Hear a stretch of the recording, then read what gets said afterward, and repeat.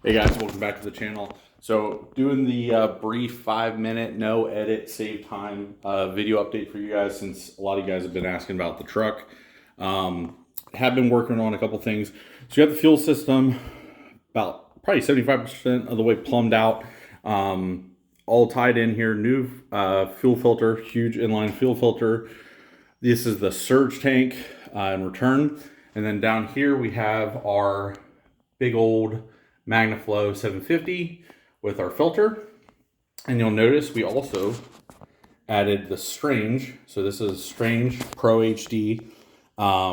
It has a True Track in it in a 3.0 gear ratio. So this is set up for the DCT transmission. So if you guys are familiar, the DCTs are a 7-speed, and the 7th gear is 1-to-1. So you need a pretty decent ratio to keep the RPM down. So 3.0 here, and then we have the billet yoke, and then this is our new drive shaft from PST. So Precision Shaft Technologies made this drive shaft, and it is a slip and spline, which you can see it down here. Probably not. It's a little dark.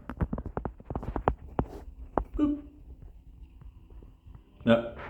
Can't really see it, but it's a slip and spline. So it's basically it's got a female spline and male spline, almost like if you're familiar with Mustangs, similar to a Mustang drive shaft, and it came out really nice. So they did a good job. So that's a 4-inch unit. It's pretty beefy, and you can tell here we're gonna have to clearance the body a little bit. It's probably only 1.5 there, but a little too close for comfort. So we're gonna notch that guy there right like that for clearance.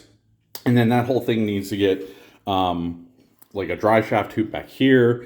And then I want to put sort of a cage over it in the front where the cab, so it doesn't come up and whack your feet or anything like that.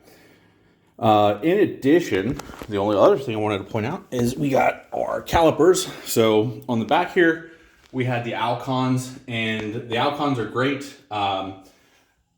But the front Alcons are set up still like a NASCAR setup, and you can't get the new Brembos from NASCAR right now. So we're going to stick with the CTSV on the front. And if you actually do the math, the caliper sizes, the piston sizes, work out pretty well. And I'm running a dual master cylinder, one for the front, one for the back anyway, with a balance bar. So I have a little bit of flexibility in how I set up my my ratios of master cylinder balance piston. So that's going to be the next thing I'm working on, is getting, you can see how huge these things are. They're freaking massive. The next thing I work on is going to be getting the brackets machined for this thing and getting them on the CNC. So we'll make some nice billet aluminum brackets, adapter brackets, and we might have to do, if you're familiar with a couple episodes ago, we did some carbon fiber brake shrouds. There's a little bit of interference on these ears with those shrouds, which I think I knew at the time, but put excess material to be trimmed. So I'm gonna have to take those off, trim them up a little bit, and then stick these guys on. So that's what the next project is here. I'm gonna work through that and just try to keep wrapping up little detailed things. So right now, fuel system is, like I said, pretty squared away. I have it all the way up to the fuel rails, which are back ordered everywhere for the LT Holly intakes. And I just need to run that main supply line to the fuel rail, and then run a return to this fitting. And then the fuel system is done. Radiator system, cooling system is 95% done. I need to run a return from that end up and connect it back here.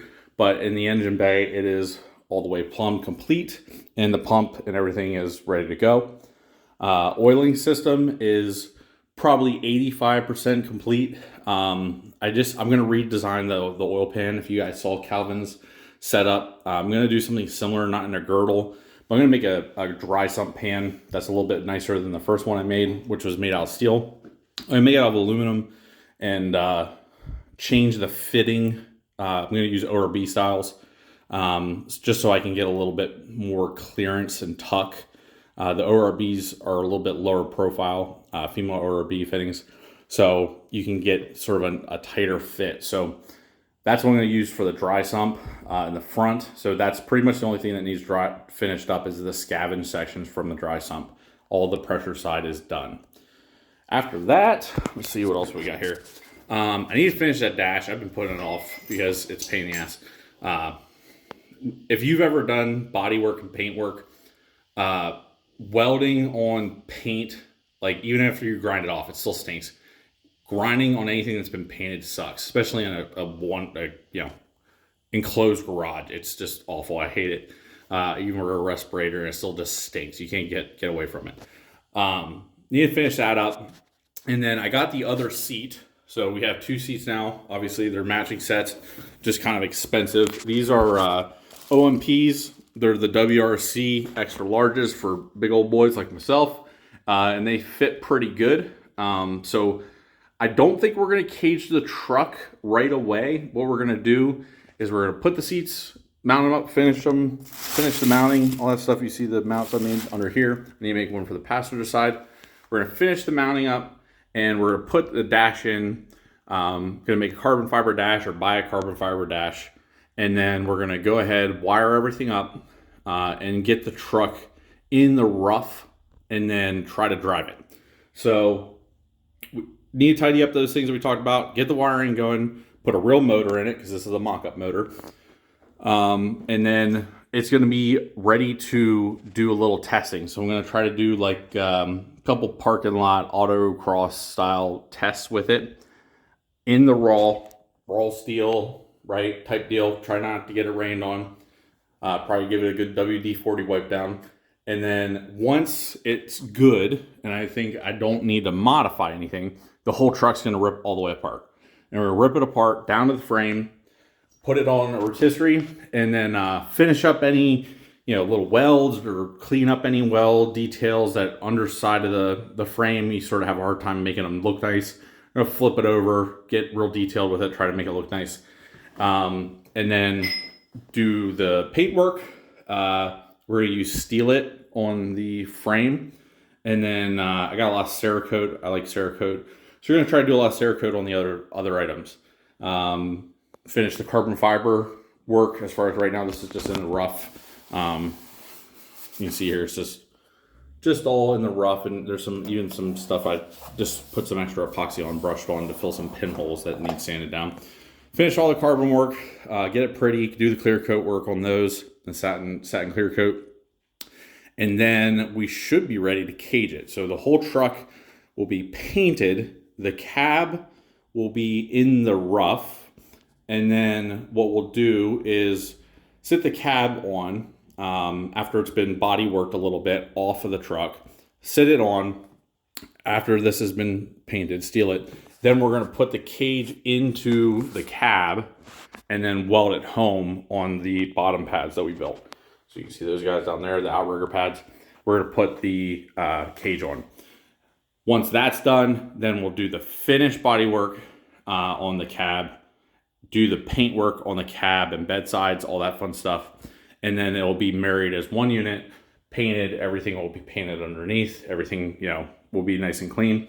And then we'll be back to reassembly, put all the bits back in, and we should be good to go. So there's a ton of work in that little 5-minute statement I made there, but we're getting closer. So right now I'm in the expensive part. Like I mentioned, I'm not skimping on components, trying to get pretty decent stuff because I'd hate to make a nice truck with crap in it. So need to get axles for this guy yet. We have wheels. We need tires. I didn't order tires because they dry rot if they wait to sit around too long, so I don't want to do that. Order them at the last minute. Finish up this to the filler neck, to the fuel, to the bed filler, and then wire it up. So we're getting there little by little. The truck is actually more done than it looks, just because I have everything ripped off continuously. So there's bed sides, already done. The front fenders are already mounted. The core support's already mounted. The hood's been checked. Everything bolts together, but it's just a pain in the ass to work on when everything's on. So I rip it down. But we're getting there. I'll keep you guys posted. Probably going to be more of this style of video here in the future, just because they're easy, fast, and guys want to know what's going on. So need to balance my time with what I'm doing here and the family. So if you have any questions, reach out in the comments. Like talking about it. It's a fun project. You guys keep me excited about it. It's obviously a long project. So, talking to guys about what you're doing sort of reinvigorates you to go out and work on the truck. So hit me up in the comments and tell me what you're thinking. If you guys have any questions, I'll try to make sure to respond.